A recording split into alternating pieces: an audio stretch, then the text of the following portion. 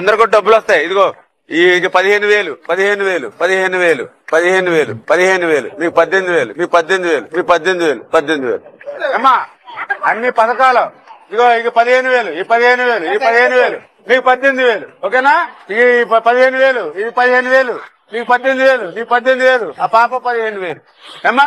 అది వెనకాల ఒక పాప ఉందా 15,000. అన్ని డబ్బులే మనం అన్ని డబ్బులే మనం. అమ్మఒడి ఒక బూటకం. ఏం చెప్పాడు ఆ రోజు? అందరికి ఇస్తానన్నాడు. మోసం చేశాడా లేదా? అందరి బిడ్డలకి ఇవ్వడం లేదు కదా.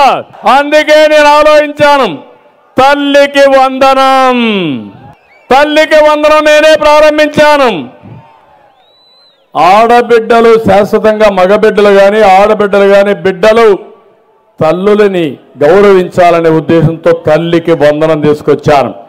ఈరోజు హామీ ఇస్తున్నాను, తల్లికి వందనం కింద సంవత్సరానికి ప్రతి ఒక్క బిడ్డకి 15,000 రూపాయలు ఇచ్చే బాధ్యత నాది.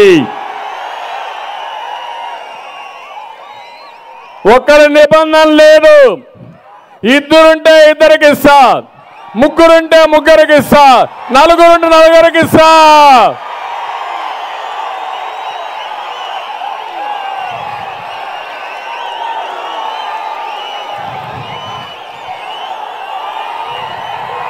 ఏమంటారు మీరు? బాగుందా లేదా?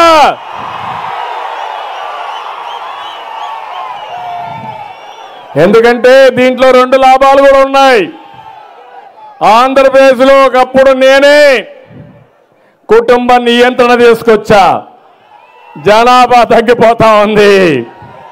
మళ్ళా యువత రావాలి, పిల్లలు కూడా పుట్టాలి. అందుకే ఎంతమంది పిల్లలున్నా అందరికి తల్లికి వందనం కింద 15,000 ఇచ్చి మిమ్మల్ని ప్రోత్సహించే బాధ్యత, వాళ్ళని బాగా చదివించి దేశానికి ఒక సంపద చేసే బాధ్యత తెలుగుదేశం పార్టీ తీసుకుంటాం.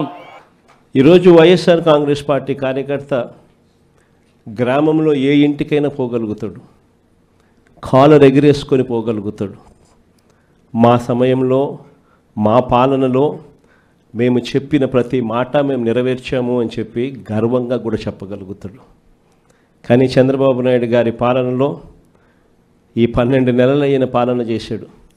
ఈరోజు చంద్రబాబు నాయుడు గారికి సంబంధించిన కార్యకర్త, ఏ కార్యకర్త అయినా సరే గ్రామాల్లోకి వెళ్ళి ఏ ఇంటికైనా వెళ్ళి గర్వంగా సగర్వంగా వాళ్ళ దీవెనలు ఆశీస్సులు పొందగలుగుతాడా అని అడుగుతా ఉన్నాను నేను. కారణం, చంద్రబాబు నాయుడు గారి కార్యకర్త ఏ ఇంటికి వెళ్ళినా ఎక్కడి నుంచి స్టార్ట్ అవుతుంది? ఈ నుంచి స్టార్ట్ అవుతుంది. ఏ ఇంటికి వెళ్ళినా కూడా చంద్రబాబు నాయుడు గారి ఫోటో తీసుకొని, కూటమి నేతల ఫోటోలు తీసుకొని ఏ కార్యకర్తలైనా కూడా ప్రజల ఇళ్ళకు పోతే ఇక్కడి నుంచి చిన్నపిల్లడు మొదలు పెడతాడు, నా 15,000 ఏమైందయ్యా అని. 12 నెలలు అయిపోయింది, నా 15,000 ఏమైంది అని అంటాడు. అంతటితో ఆగదు. దాని తర్వాత వాళ్ళ అమ్మ బయటకు వస్తుంది, వాళ్ళ చిన్నమ్మ బయటకు వస్తుంది. వాళ్ళు ఏమంటారు? నా 18,000 ఏమైంది అని అంటారు. అంతటితో కూడా సరిపోదు.